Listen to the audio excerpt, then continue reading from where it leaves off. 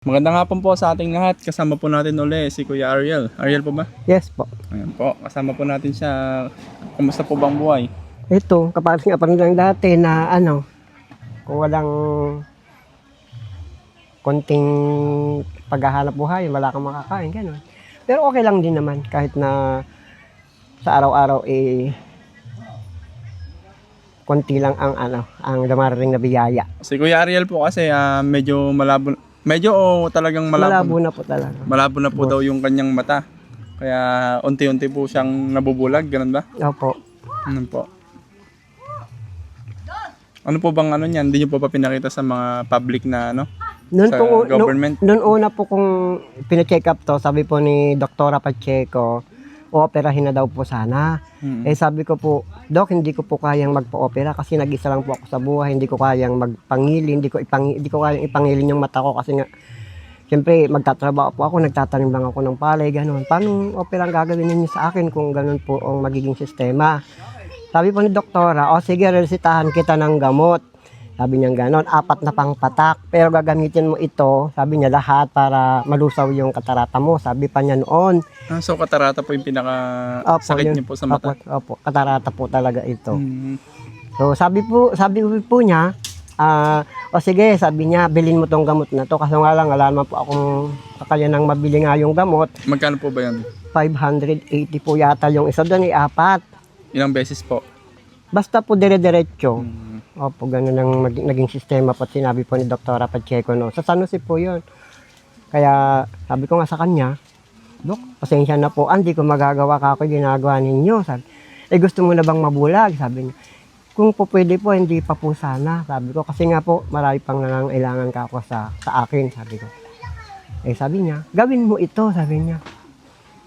Panahon po ng politika noon, hindi naman nagawan ng paraan para mabigyan nga ako ng pambili sana. So ayan, medyo ngayon, lumabo na po talaga ng gusto yung isa. Wala na pong makita itong isa, pero itong isa lumalabo na rin. Kaya po ganun ang Ano pong nararamdaman nyo ngayon at kundi-kundi pong nawawala yung paningin nyo? Nakakalungkot po syempre kasi nga unang-una nga po, yun nga, dami po nangangailangan sana ng tulong ko kasi nga, sabi ko nga po nung unang interview ko, ang katawan ko ay nakalaan para po sa samahang damayan namin. Ako lang po talaga ang nagpapatakbo sana noon. Ngayon, kung bibigay po ng husto ka yung mata ko, mawawala na po ako sa damayan. Kumbaga, napakarami pong taong nangangailangan, pero yun nga, kung wala akong magagawa, kung talagang wala na pong paningin yung mata ko. Tapos mag-isa nyo pa po dito sa bahay yung natutumba na, no? Opo. Medyo natutumba na po kasi bahay. Ayan po to, opo, bossing, ganyan po talaga yung bahay. Noon nga pong bumagyo, talagang lakas loob lang po akong natulog dyan kahit na medyo malakas ang ulan. Butas-butas pa po, no? Tapos, mababa lang talaga, no? Yung bahay nyo, no? Nakatagilid na po siya kaya ganyang mababa. Magtitiis pa ako sa init pag mainit, and then malamig pag talagang malamig. Hindi naman na po kayo makatrabaho ng Wala na po. Hindi na po ako nakapagtatanim, so siguro, ewan ko lang kung anong magiging buhay ko, kung sakasakali talagang umigay na yung mata ko, kasi nga, sa tanim lang naman ako umaasa. Pero noon talaga, nung kabataan ko, ang dami kong trabaho. Nanggaling ako sa mga marketing, yan. Naging mga... Titinda ka siguro sa bundati. Hindi po. Yung libre. Hindi po.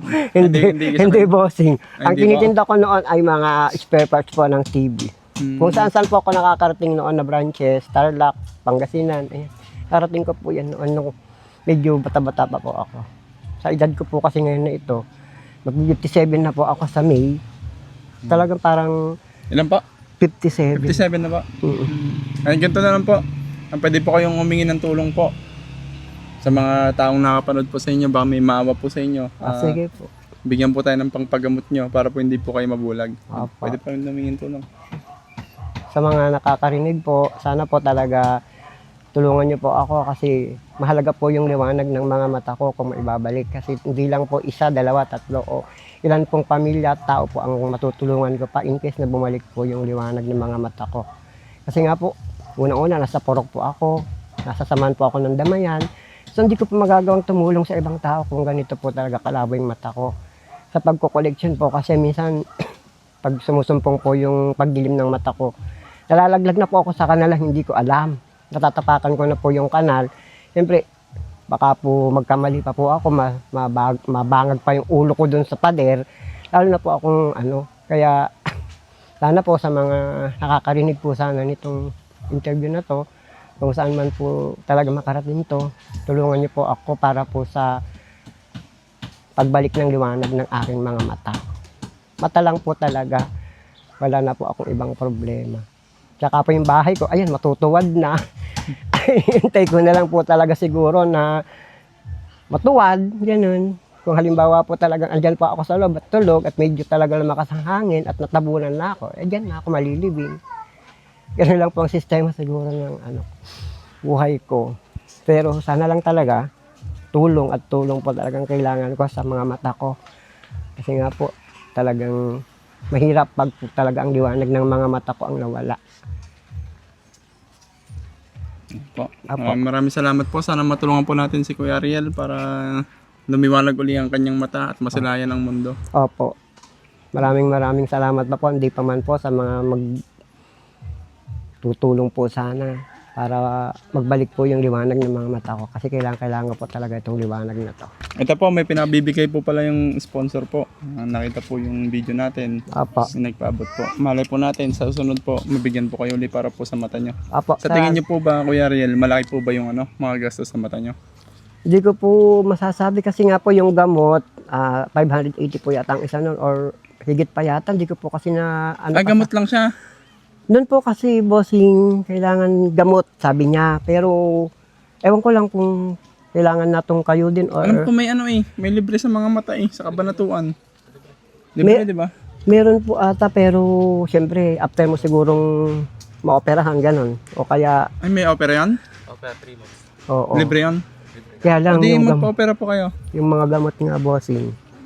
Anong gagawin ko sa mga gamot? Ayun Tsaka po, sa kondya. may libre po kasing dito sa Kabanatuan ng alam ko.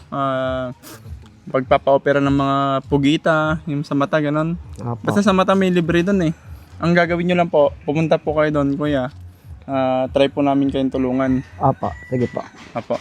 Kung ma-operan ka po, ipachat mo doon sa amin na na-operan ka na, tapos babalikan ka namin. Sige. Kung anong may tutulong namin. Opo.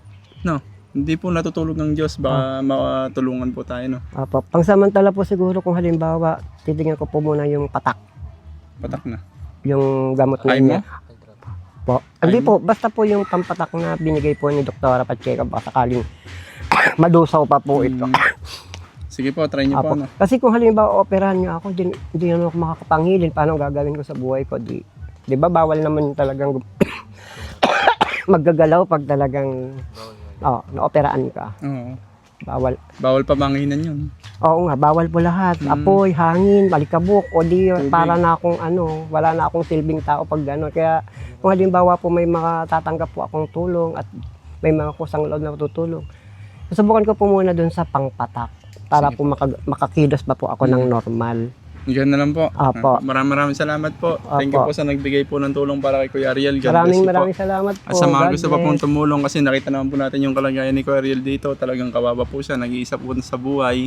Ang gusto niya lang po, lumiwanag uli yung mata niya para po mas marami po siyang matulungan na talagang mga mahirap din mo tao. Opo, katulad ko rin Thank po you. mahirap. Thank you din Thank you po. po. God More bless you power all. and God bless.